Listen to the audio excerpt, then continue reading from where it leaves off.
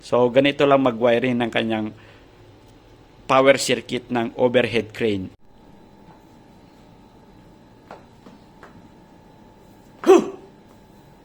Hello mga kamaster, good morning. For today's video, I will gonna show you how to wiring a power circuit of an overhead crane. So let's get started. So, ito pala mga kamaster yung kanyang complete power circuit ng ating overhead crane. So, ito yung kanyang incoming 3-phase supply. L1, L2, L3.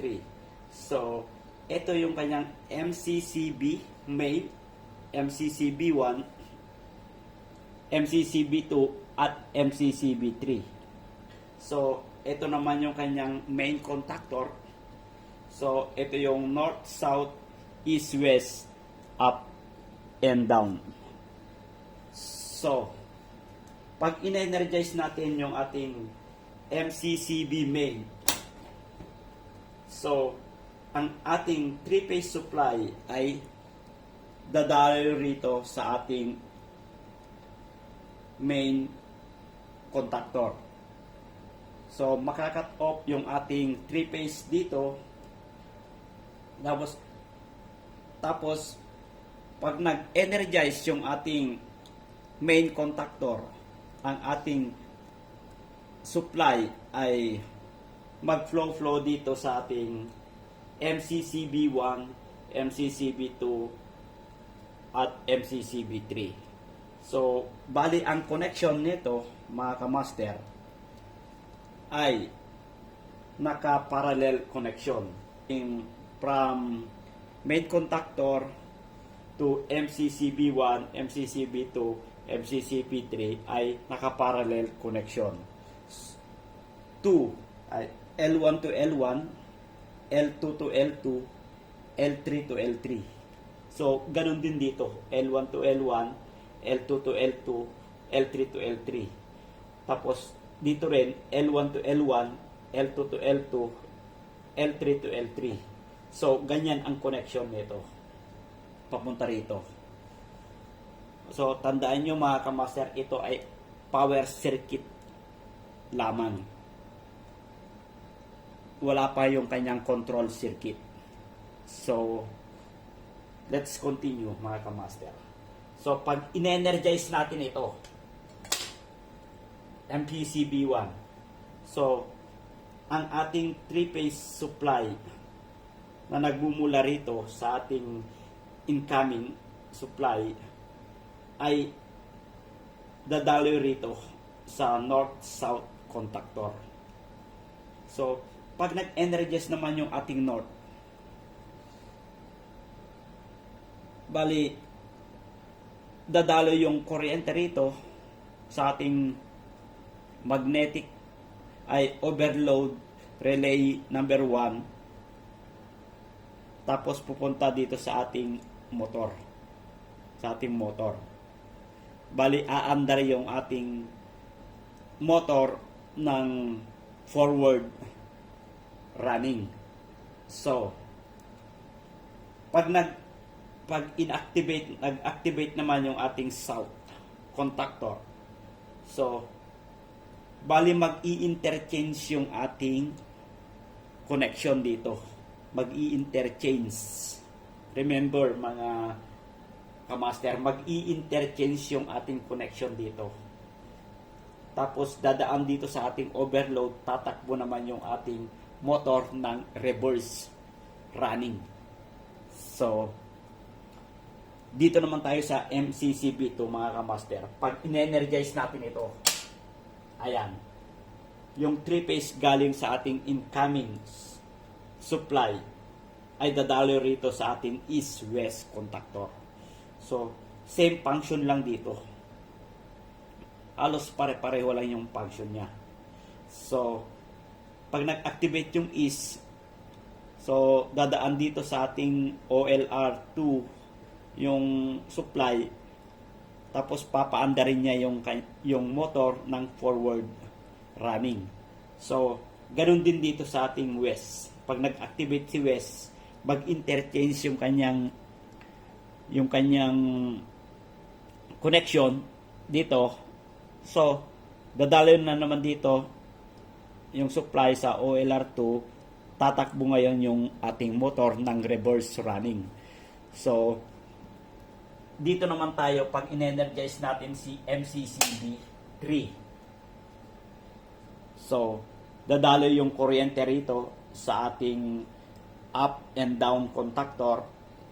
So, pag nag-activate si up,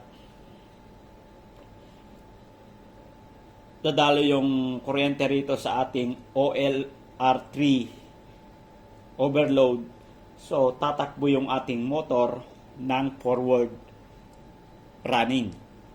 So, pag nag-activate naman si down, so mag-interchange yung ating connection dito bago papasok rito sa kanyang overload relay 3. Tapos tatakbo yung ating motor ng reverse running. So, ganun lang mga kamaster. Ganun lang kasi ka-basic yung wiring connection ng ating overhead crane. So, may tatlong reverse forward tayo. So, yung first reverse forward, ito yung north and south. At saka, yung pangalawa, yung east and west. At yung pangatlo natin, yung up and down. Sa susunod nating yung video, mga kamaster, iko-kompleto natin ito. Para maintindihan nyo, lalagyan natin ng control circuit. Magdadagdag tayo ng control circuit. Tapos, limit switch at saka yung button switch. Mga button switch niya. So, yun lang mga kamaster. Ganito lang kasimple yung pagwawiring ng ating overhead crane. So, ipasilip ko sa inyo. Zoom natin mga kamaster.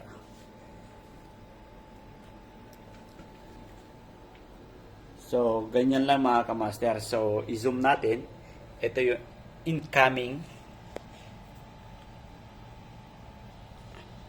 So, ito yung incoming 3-phase L1, L2. MCCB main natin. Tapos, dadaan dito. Papasok rito sa ating main contactor. Pag nag-activate siya, dadalo yung kuryente rito. As you can see, L1, nakaparallel lang yung L1, L2, L3 dito. L1, L2, L3, nakaparallel lang siya rito. L1, L2, L3. Nakaparallel connection siya. So, ayan mga kamaster. So, pag in-energize natin to, dadaloy rito, papasok rito sa L1, L2, L3 ng 135 numbering ng contactor. So, hanggang dito. Mag-interchange siya dito. Tapos, papasok rito sa ating overload. Tapos, ito na yung ating connection ng motor. So, ganun din dito. Sa MCCB2, papasok rito sa ating east and west contactor. So, pag ito naman, yung west, mag-i-interchange yung connection naman dito. So, dadalo rito sa ating overload, papasok rito. Ito na yung connection ng ating motor. So, ganun din dito sa MCCB3. Papasok rito, L1, L2, L3, or 135. Papasok rito, 1, 2, 3. So, pagkapasok rito, tapos, pag nag-activate si down, mag-interchange yung kanyang connection. So, papasok rito sa kanyang overload 3. Tapos, ito na yung kanyang overload. Ay, kanyang motor connection ng motor connection. U1, B1, W1. So, yun lang mga kamaster. At sana nagkaroon kayo ng idea dito sa aking video. So, ganito lang mag-wiring ng kanyang power circuit ng overhead crane. So, yun lang mga kamaster and have a good day.